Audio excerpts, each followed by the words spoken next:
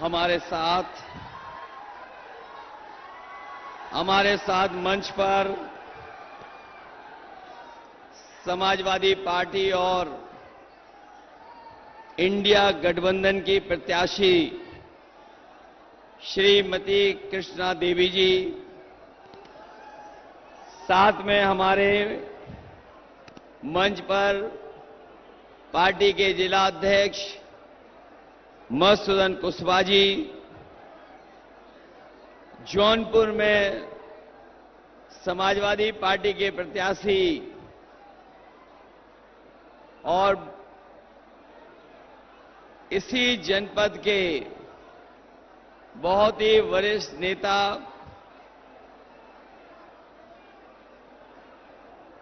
बाबू सिंह कुशवाहा जी,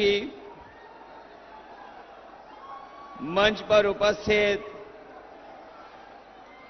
पूर्व सांसद राष्ट्रीय महासचिव विशंबर प्रसाद जी, हमारी पार्टी के विधायक विशंबर सिंह यादव जी, पार्टी के विधायक अनिल प्रधान, जिला अध्यक्ष चित्रकूट समाजवादी पार्टी शिवशंकर यादव जी,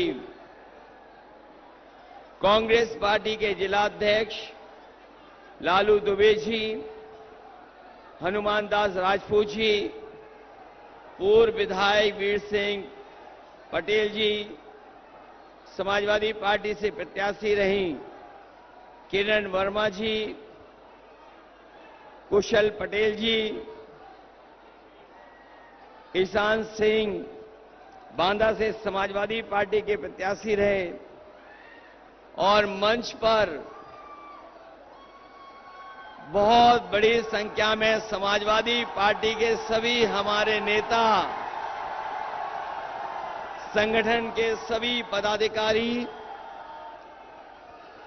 जो मंच पर हैं, और मैं देख रहा हूं बहुत सारे हमारे जिम्मेदार कार्यकर्ता नेता जो इस चुनावी जनसभा में मुझे दिखाई दे रहे हैं। इस सभा में उपस्थित आदरणीय बुजुर्ग, किसान भाई, माताएं, बहनें, नौजवान साथी और पत्रकार बंधु, मैं सबसे पहले इस चुनावी जनसभा में उपस्थित आप सबका मैं बहुत बहुत धन्यवाद और आभार प्रकट करना चाहता हूं। जहां भीषण गर्मी में और तपती हुई दोपहरी में, जहां पंडाल में जो छाया है उसमें तो हमें आगे से लेकर के पीछे तक लोग दिखाई दे रहे हैं, वहीं पेड़ों के नीचे भी और कुछ हमारे साथी जो कर्मठ समाजवादी साथी हैं वो धूप की भी परवाह नहीं कर रहे हैं, अपने अंगोछे से धूप बचा करके इस दोपहरी में खड़े हुए हैं। ये बता रहे हैं कि इस बार बांदा, चित्रकूट और पूरे बुंदेलखंड से ऐतिहासिक परिणाम आने जा रहा है। मैं अभी कुछ दिन पहले उरई जालौन लोकसभा में वोट मांग करके आया हूं। उसके बाद हम लोगों ने इंडिया गठबंधन की रैली, जिसमें कांग्रेस पार्टी के नेता राहुल गांधी जी भी थे, वो झांसी में कार्यक्रम किया। इस बार खासकर बुंदेलखंड के लोगों ने मन बना लिया है और इस बार तो ऐसा संदेश जाने वाला है बुंदेलखंड से कि एक भी सीट बुंदेलखंड की जनता भारतीय जनता पार्टी को जीतने नहीं देगी। और बुंदेलखंड की जनता ने जितना धोखा पाया है,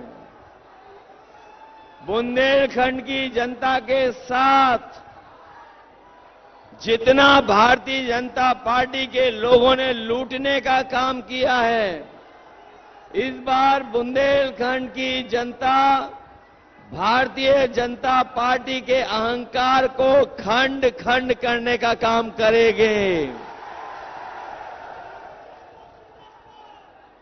मैं आज जब लखनऊ से चला हूं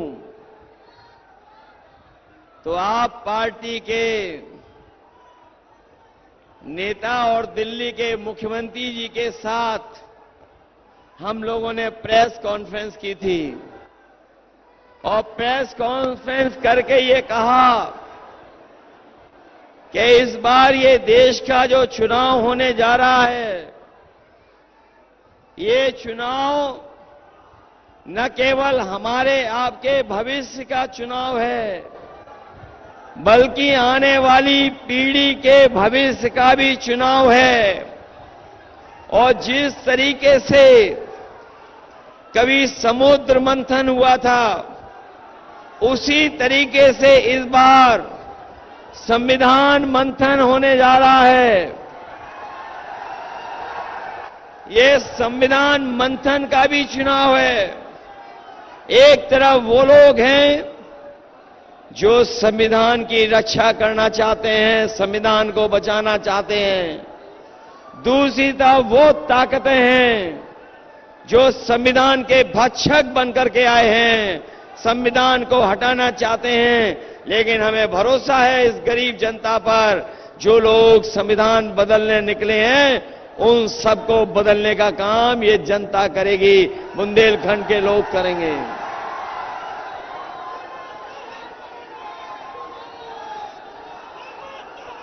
ये 4 चरण का चुनाव हो चुका है। 4 चरणों का चुनाव हो चुका है। अगले चरण में आपको मतदान करना है। जो 4 चरण के वोट पड़े हैं, उसमें भारतीय जनता पार्टी चारों खाने चित्त हो गई है। और आपने देखा होगा कि अब तो आंसुओं की नदी भी बहने लगी है। और सुनने में ये भी आ रहा है कि न केवल खतरे के ऊपर बह रहा है आंसुओं का पानी, बल्कि इस बार जनता इनका हिसाब किताब करने भी जा रही है।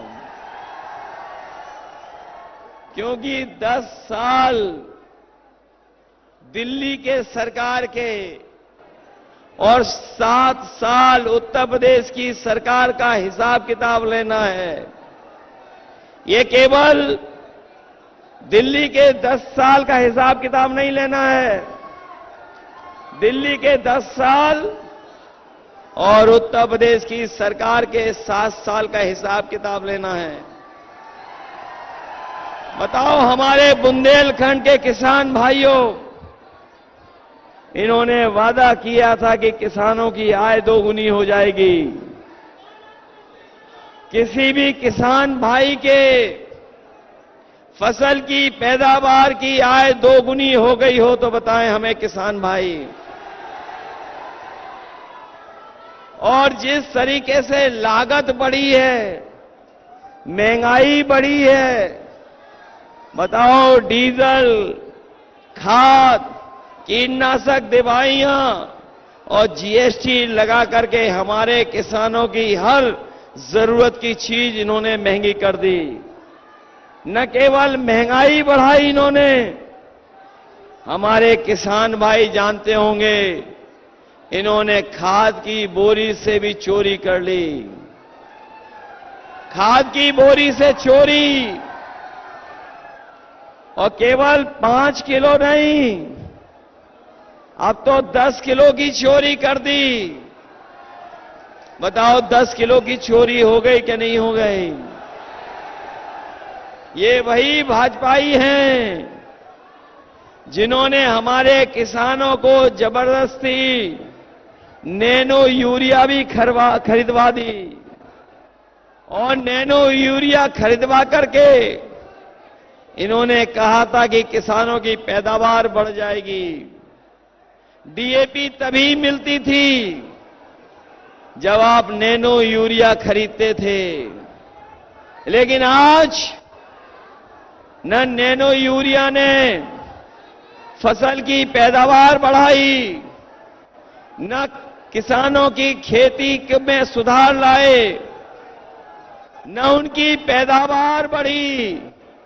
और सुनने में तो आ रहा है कि जिस तरीके से बड़े बड़े उद्योगपति बैंकों का पैसा लेकर के भाग गए थे भारत छोड़ करके, ये नैनो यूरिया बनाने वाले भी भारत छोड़ करके चले गए हैं।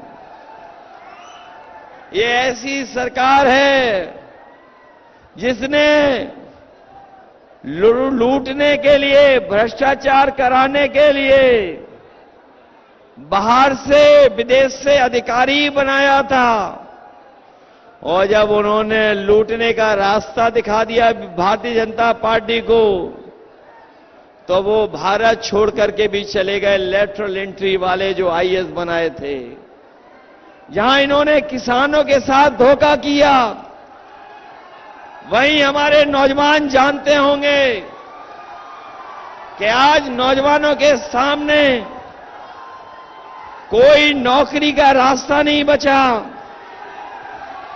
न रोजगार दे पा रही है। और जब कभी भी परीक्षा हुई,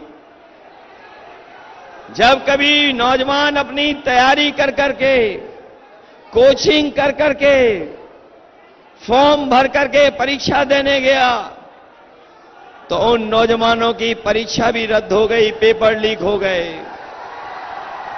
ये हमारे पढ़े लिखे नौजवान जिन्होंने तैयारी की होगी परीक्षा के लिए, वो जानते होंगे एक दो परीक्षा नहीं, 10 से ज्यादा परीक्षाएं इस सरकार में रद्द हो गईं। 10 परीक्षाएं रद्द हुई। अभी हाल में पुलिस की भर्ती इन्होंने की थी, 2 दिन परीक्षा कराई, और सरकार ने भरोसा दिलाया था कि ये परीक्षाएं इतनी सुरक्षित हैं, इतनी सुरक्षा और व्यवस्था बनाई है कि कोई भी पेपर लीक नहीं होगा। लेकिन जब नौजवान 2 दिन परीक्षा दे करके घर लौटे, लाखों लाख लोगों ने फॉर्म भरे थे, नौजवानों ने जब परीक्षा दे करके घर लौटे, उन्हें लगा कि अब उन्हें नौकरी मिल जाएगी, उनका भविष्य सुधर जाएगा। लेकिन जब घर लौट करके आए तो पता लगा पुलिस की भर्ती वाला भी पेपर लीक हो गया। याद रखना नौजवानों, ये पेपर लीक नहीं हुए, पेपर लीक कराए हैं सरकार ने। और पेपर लीक इसलिए कराए हैं क्योंकि इन्हें नौजवानों को नौकरी न देनी पड़ जाए। केवल नौकरी का सवाल नहीं, उसके साथ साथ आरक्षण का भी सवाल है। बीजेपी के लोग जानते हैं कि अगर सरकारी नौकरी देनी पड़ेगी तो हमारे पीडीए परिवार के लोगों को आरक्षण भी देना पड़ेगा। इसलिए जानबूझ करके इन्होंने पेपर लीक कराने का काम किया है। और पेपर लीक और परीक्षाएं रद्द होने की वजह से उत्तर प्रदेश के 60 लाख नौजवानों का भविष्य अंधकार में डाल दिया। 60 लाख बच्चे जो नौजवान परीक्षा देने गए थे, उनका पेपर रद्द हो गया। ऐसे 60 लाख बच्चे हैं उत्तर प्रदेश के। और अगर इन्हीं 60 लाख बच्चों का हम मां बाप को भी जोड़ दें एक परिवार के, तो 3 एक परिवार के लोग इस सरकार से नाराज हैं। और अगर 60 लाख का हिसाब जोड़ दें तो पूरे उत्तर प्रदेश में 1 करोड़ 80 लाख हैं जो इनसे नाराज हैं। और 1 करोड़ 80 लाख लोगों जो नाराज हैं, उनका अगर 80 से भाग दे दें, 80 लोकसभाओं से, तो हर लोकसभा में 2,25,000 वोट भारतीय जनता पार्टी का कम हो गया। बताओ बचेंगे कैसे ये लोग? बताओ, जिस पार्टी के एक लोकसभा में 2,25,000 वोट कम हो जाएं, वो लोकसभा में बचेंगे कैसे? और जिस पार्टी के लोगों ने फौज की नौकरी भी आधी अधूरी कर दी हो, ये अग्निवीर में, ये आधी अधूरी नौकरी अग्निवीर में, ये जानबूझ करके इन्होंने अग्निवीर नौकरियां, जो फौज की आधी अधूरी नौकरी की तैयारी की है, और वो इसलिए की है, वो जानते थे कि फौज में हमें, अरे गांव गरीब किसान के परिवार के बेटे ही फौज में जाते हैं, और जब फौज में एक परिवार का कोई सदस्य चला जाता है तो उस परिवार का पूरा आर्थिक और सामाजिक स्तर बेहतर हो जाता है। हमारे फौज के जवान खड़े हैं, इन्होंने सेवा दी है फौज को, 30 साल की, 30 साल, 20 साल, 25 साल की सेवा दी इन्होंने फौज में, तब रिटायर होकर के आए, इन्हें सम्मान मिल रहा है। ये अग्निवीर वालों को कोई सम्मान नहीं मिलना है, सुविधा नहीं मिलनी है, और अगर अग्निवीर वाले शहीद भी हो जाएंगे सीमा पर, तो उनको जो आखिरी समय पे सम्मान मिलता है, ये सरकार वो भी सम्मान नहीं देने जा रही है। वो सम्मान, वो फैसला अगर किसी ने लिया था तो हमारे आपके नेताजी ने लिया था कि अगर सीमा पर कोई भी हमारा जवान शहीद हो जाएगा तो उसका अंतिम दर्शन के लिए पूरे सम्मान के साथ उसके घर परिवार के बीच में लाया जाएगा। लेकिन अगर अग्निवीर शहीद होगा तो उसे ये भी सम्मान नहीं मिलेगा। इसलिए अपने नौजवानों को हम कह के जा रहे हैं, अपने तमाम फौजी भाइयों को कह के जा रहे हैं, 4 जून के बाद सरकार बनने जा रही है, अग्निवीर नौकरी हमेशा हमेशा के लिए खत्म हो जाएगी। ये अग्निवीर वाली हमेशा खत्म हो जाएगी। मैं जब अपने खाकी वर्दी पहने हुए भाइयों को देखता हूं, जब मैं अपने खाकी वर्दी पहने हुए भाइयों को देखता हूं, तो मैं उनसे भी कहता हूं कि सावधान हो जाओ, बीजेपी की सरकार आ गई तो अभी तो फौज की नौकरी 4 साल की है, आपकी नौकरी वो 3 साल की कर देंगे।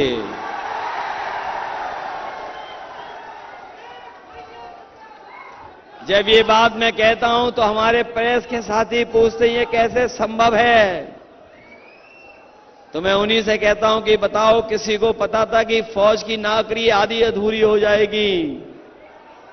फौज की नौकरी में अग्निवीर वाली व्यवस्था लागू हो जाएगी? कोई नहीं जानता था। क्या कोई जानता था कि हवाई अड्डे बेच दिए जाएंगे? क्या कोई जानता था कि हवाई जहाज बेच दिए जाएंगे? कोई जानता था कि रेलवे स्टेशन बेच दिए जाएंगे? कोई जानता था कि बैंकें हमारी डुबा दी जाएंगी? कोई जानता था कि हमारे सरकार की मोबाइल कंपनियों को बेच दिया जाएगा?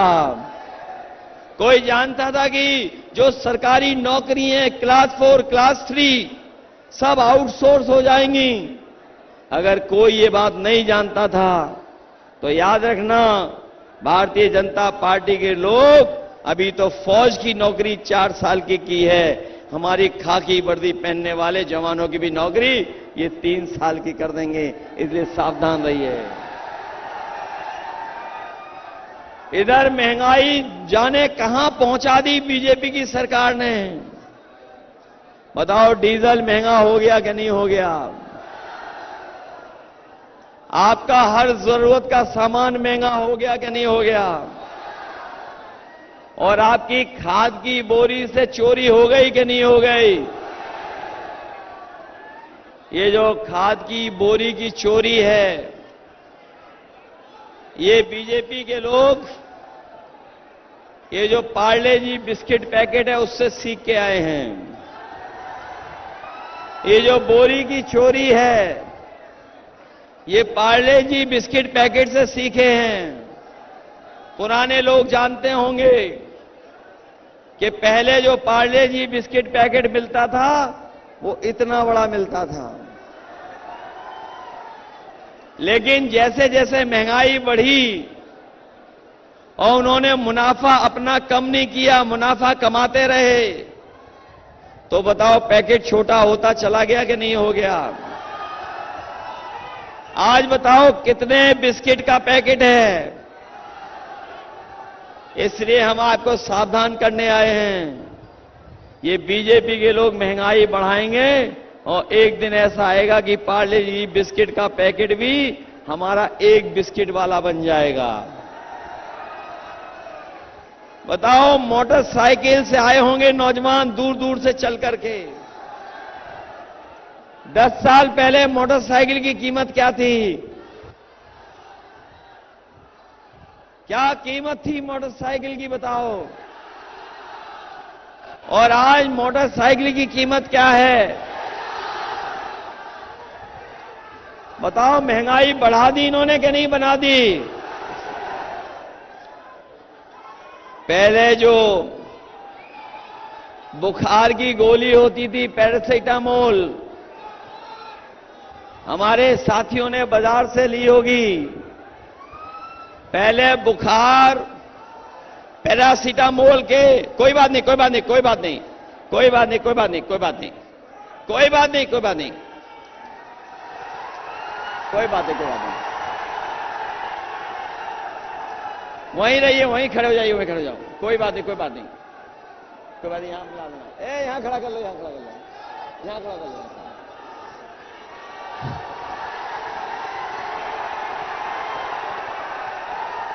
अरे पुलिस के भाई लोग भी अपनी मदद करेंगे, वो जानते हैं सरकार जाने वाली है।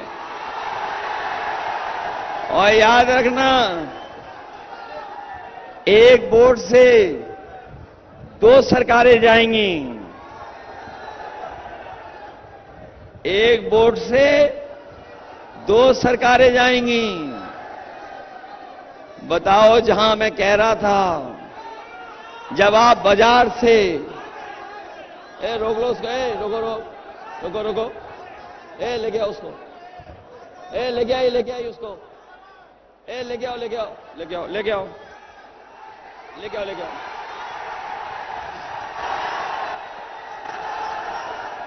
पहले याद होगा आपको, पैरासिटामोल की गोली, पहले पैरासिटामोल की गोली आपकी 500 ग्राम में ही बुखार ठीक कर देती थी।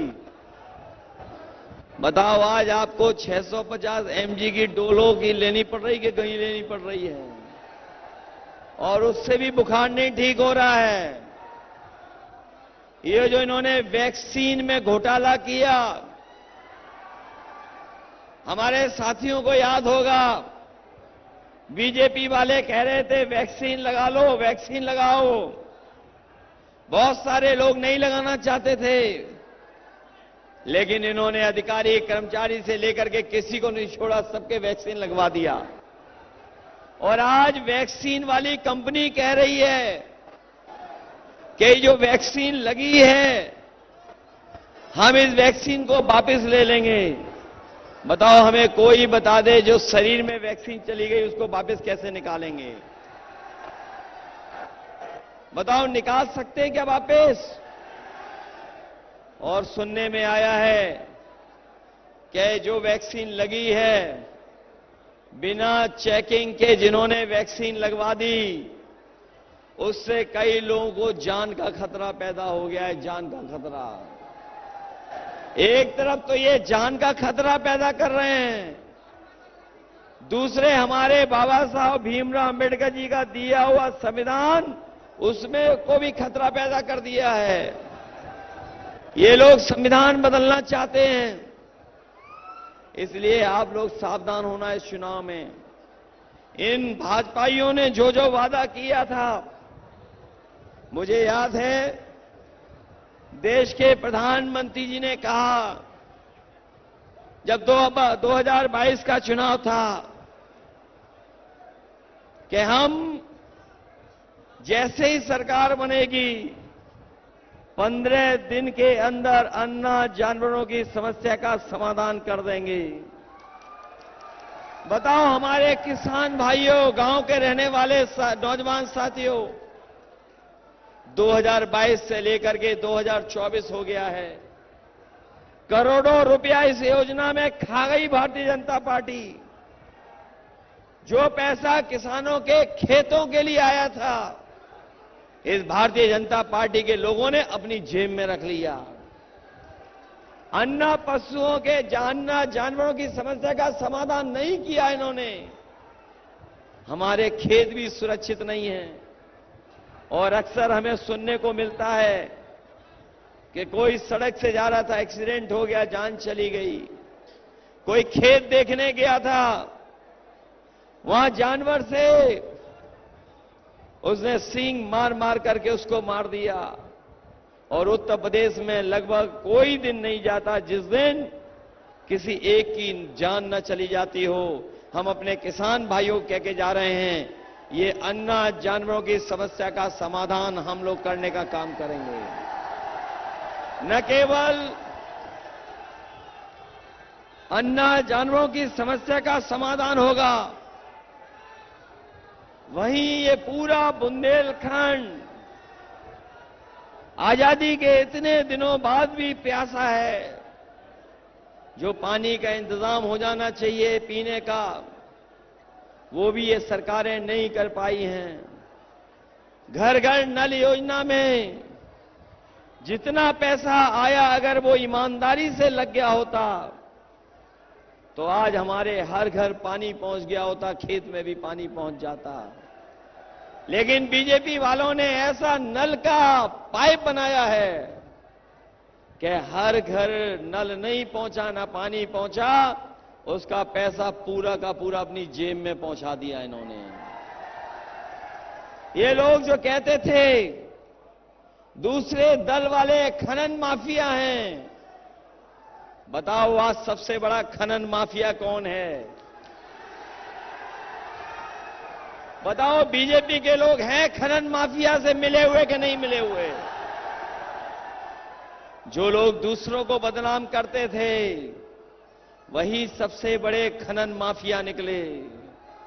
आज सबसे ज्यादा खनन को लेकर के लूट अगर कोई मचा रहा है तो वो भारतीय जनता पार्टी के लोग हैं। हमारे गरीबों को राशन, हमारे गरीबों को जो राशन मिलता था, वो राशन इतना बेकार दे रहे हैं कि आज गरीब नहीं खा सकता। और जब 2022 में चुनाव था, उस समय इन्होंने राशन में रिफाइंड तेल भी दिया, चना भी दिया, दाल भी दी, नमक भी दिया। बताओ आज राशन में क्या मिल रहा है आपको? बताओ गरीबों को राशन में क्या मिल रहा है? राशन नहीं दे पा रहे। इसलिए अपने बुंदेलखंड के तमाम गरीब परिवार की माताएं, बहनें और परिवारों को मैं कह के जा रहा हूं, बुंदेलखंड और खासकर बांदा और आसपास के जिले के बड़े पैमाने पर लोग पलायन कर करके रोजगार और नौकरी के लिए दूसरी जगह चले गए हैं, क्योंकि रोजगार नहीं मिला, नौकरी नहीं मिली। मैं अपने तमाम गरीब परिवारों को कह के जा रहा हूं, जो राशन है उसकी गुणवत्ता भी बेहतर करेंगे। और कल ही समाजवादी पार्टी और कांग्रेस पार्टी के राष्ट्रीय अध्यक्ष और कांग्रेस पार्टी और हमने दोनों ने मिलकर तय किया है, न केवल राशन की गुणवत्ता बेहतर करेंगे, राशन की मात्रा बढ़ाएंगे और राशन की मात्रा बढ़ाएंगे। साथ ही साथ जिस तरीके से संपन्न लोग, बड़े लोग आजकल बाजार से पैकेट का आटा खरीद रहे हैं, वो गुणवत्ता में भी बेहतर है, पौष्टिक भी है, हम अपने गरीबों को भरोसा दिला के जा रहे हैं कि समाजवादी पार्टी और इंडिया गठबंधन जब सरकार बनाएगा तो आपका राशन बढ़ा करके, राशन की गुणवत्ता बेहतर कर करके और पैकेट आटा के साथ साथ आपको डाटा फ्री देने का काम होगा। क्योंकि जितना राशन और आटा आपके जीवन के लिए जरूरी है, जितना पौष्टिक आटा आपके जीवन और स्वास्थ्य के लिए बेहतर है, उतना ही आज जीवन में आगे बढ़ने के लिए डाटा की भी जरूरी है। पहले ये जो मोबाइल कंपनियां आई थी, सब डाटा फ्री दे रहे थे, लेकिन जब सबने मोबाइल ले लिया तो बताओ डाटा में पैसा ले रहे हैं कि नहीं ले रहे हैं। इसलिए पौष्टिक आटा के साथ साथ अपने तमाम लोगों को डाटा फ्री देने का काम भी आने वाली सरकार में होगा। ये बीजेपी वाले समाजवादियों की सब योजनाओं की नकल करते हैं।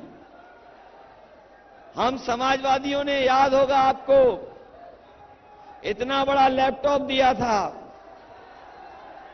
जिस घर में होगा आज भी चल रहा होगा, और उस लैपटॉप में नेताजी और हमारी फोटो आती थी जब ऑन करते थे। उसकी नकल की इन्होंने, इतना छोटा दे दिया, बीजेपी वालों ने छोटा कर दिया और इतना रद्दी दिया है कि आप उस पर उंगली घिसे रहो, वो चलता ही नहीं है।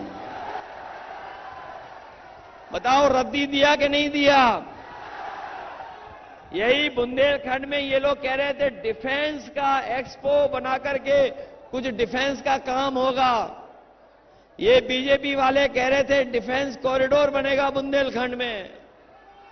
बताओ डिफेंस कॉरिडोर में कहीं कोई कारखाना लगा हो तो बता दो, बांदा में लगा हो तो बता दो, चित्रकूट में लगा हो तो बता दो।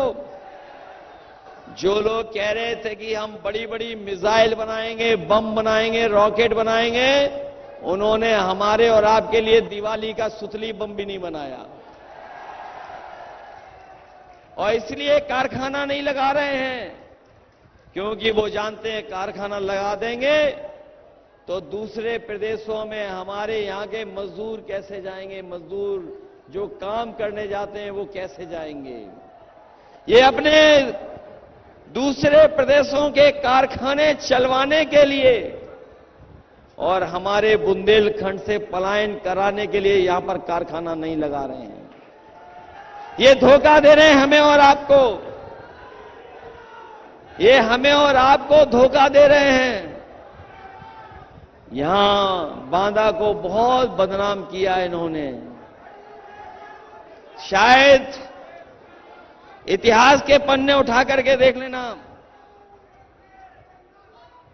इतना धोखा कभी नहीं मिला हुआ होगा, इतना बदनाम कभी नहीं हुआ होगा आपका शहर।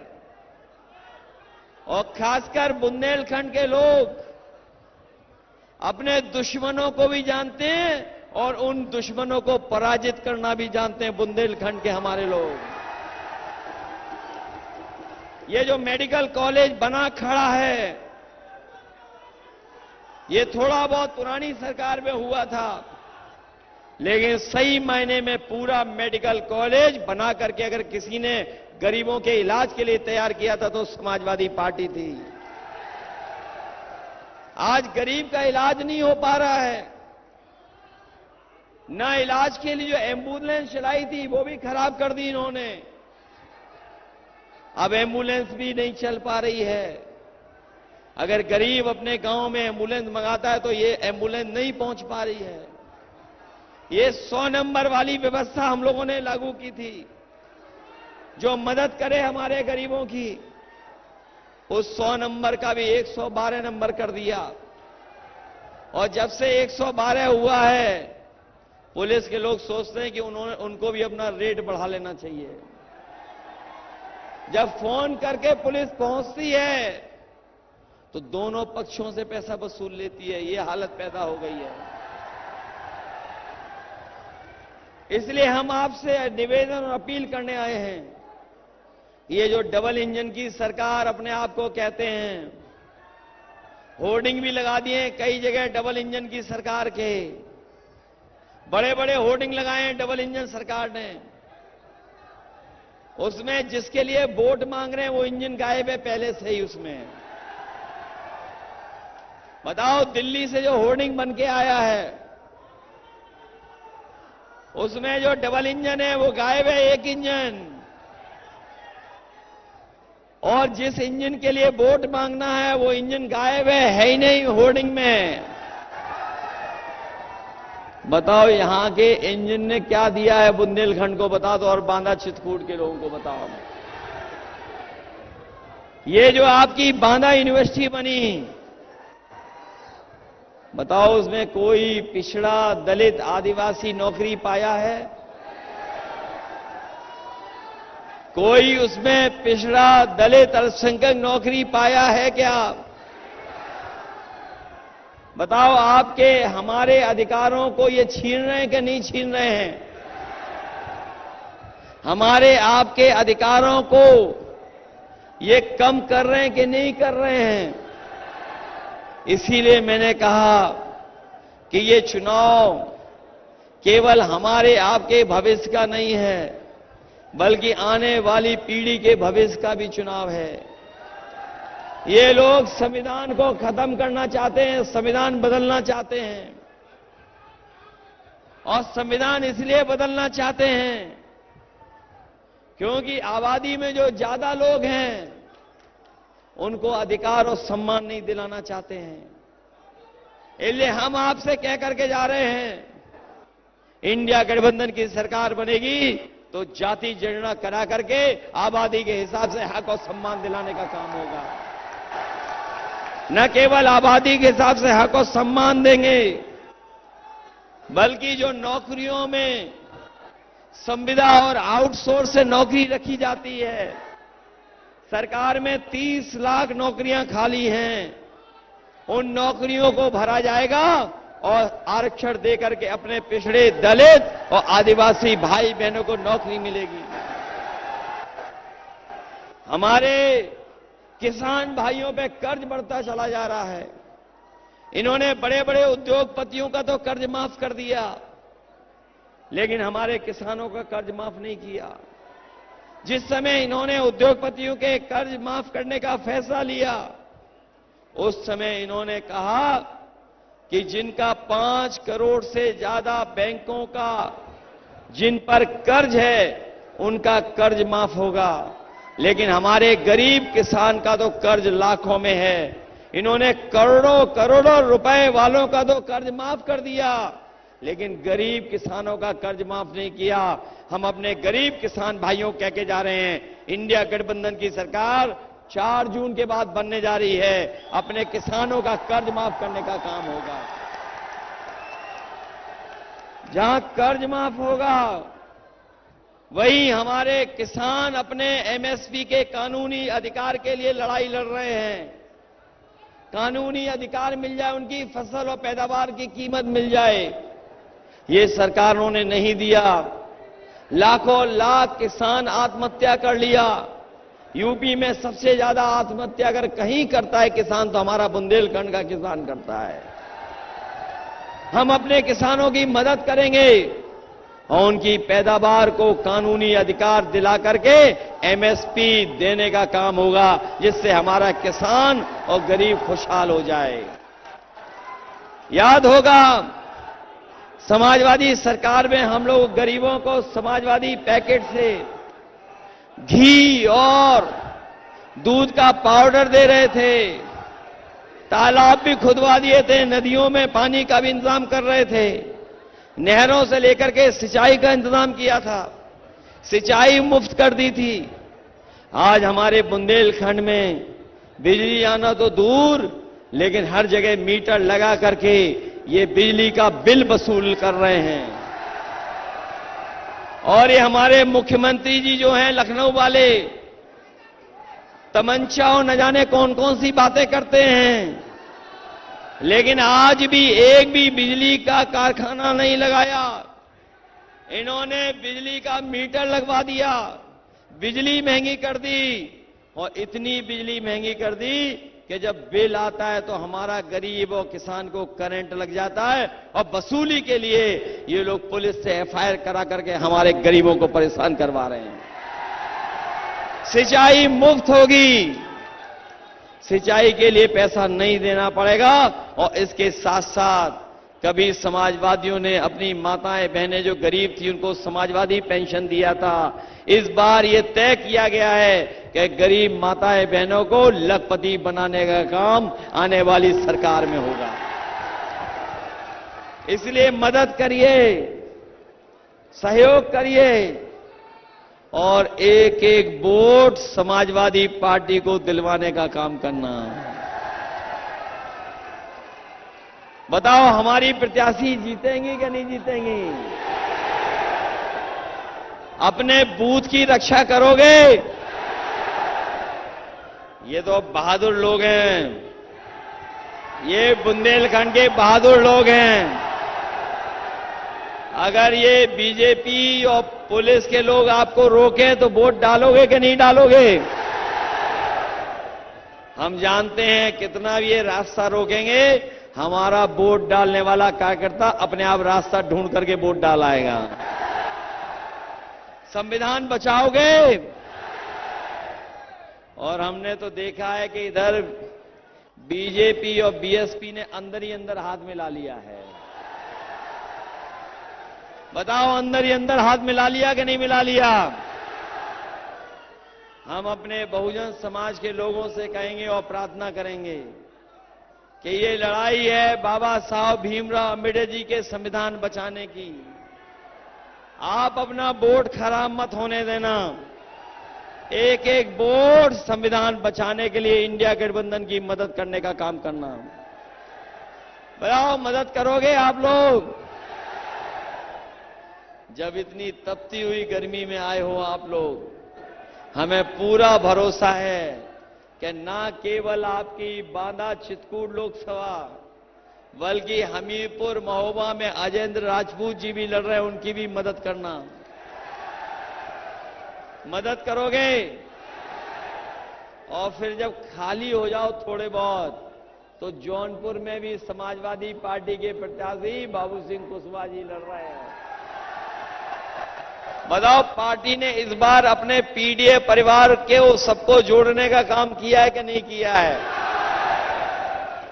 ये जो परिवारवाद वाले लोग हैं जो हम पे और आप पे कभी कभी आरोप लगाते हैं, वो आरोप इसलिए लगाते हैं कि पीडीए परिवार अब बड़ा हो गया है और पीडीए परिवार इन भारतीय जनता पार्टी को हराने जा रहा है। बताओ हमारा परिवार बड़ा हो गया कि नहीं हो गया? और हिसाब किताब लगा लेना, हमारे आदिवासी भाई, पिछड़े भाई, दलित भाई सबसे ज्यादा 10 साल में हक और सम्मान अगर किसी ने छीना है तो भारतीय जनता पार्टी की सरकार ने उनके अधिकार हक छीनने का काम किया है। इसलिए सब लोग एक होकर के मदद करना। जब हवा चल रही है इंडिया के पक्ष में तो आप लोग भी पीछे मत रहना, हमारी मदद करने का काम करना। और मैं आपको याद दिला के जा रहा हूं, ये जो चुनाव जैसे आगे बढ़ रहा है, जनता का गुस्सा भारतीय जनता पार्टी के खिलाफ बढ़ता चला जा रहा है। और देख लेना आप, यही जनता का गुस्सा 7वें चरण पर भारतीय जनता पार्टी के खिलाफ 7वें आसमान में होगा। बताओ 4 चरण में इनकी भाषा बदल गई कि नहीं बदल गई? अब इन बीजेपी वालों की कोई कहानी सुनना नहीं चाहता है। बताओ इनके डायलॉग सब घिसे पिटे हैं कि नहीं है? और ये पहला दल है, पहली पार्टी है जो अपने नकारात्मक राजनीति के रास्ते में खुद ही उलझ गई है। बताओ अपने नकारात्मक राजनीति करते करते उलझ गए कि नहीं उलझ गए? इसलिए किसान भाइयों, माताओं, बहनों, नौजवान साथियों, अपने भविष्य के लिए और इस प्रदेश और देश को आगे बढ़ाने के लिए इंडिया गठबंधन और समाजवादी पार्टी की मदद कर देना, यही निवेदन, यही अपील करने आया हूं। और मैं भरोसा दिलाता हूं कि बुंदेलखंड के अपने गरीब और किसानों को अगर अलग से भी सुविधाएं देनी पड़ेंगी, अलग से भी इनकी मदद करनी पड़ेगी, तो हम लोग गरीबों की और किसानों की और खासकर अपने बुंदेलखंड के लोगों की मदद करेंगे, जिससे हमारा यहां का भी किसान, यहां का भी नौजवान बराबर खड़ा दिखाई दे। आप सबका बहुत बहुत धन्यवाद इस ऐतिहासिक कार्यक्रम के लिए, इस शानदार कार्यक्रम के लिए मैं आप सबको धन्यवाद देता हूं। जो यहां पर हैं उनका तो आभार प्रकट करता ही हूं, लेकिन पंडाल के बाहर भी जो इस दोपहरी में और तपती हुई गर्मी में जो आए थे और सफल बनाया, उनका बहुत बहुत धन्यवाद और बहुत बहुत बधाई आपको।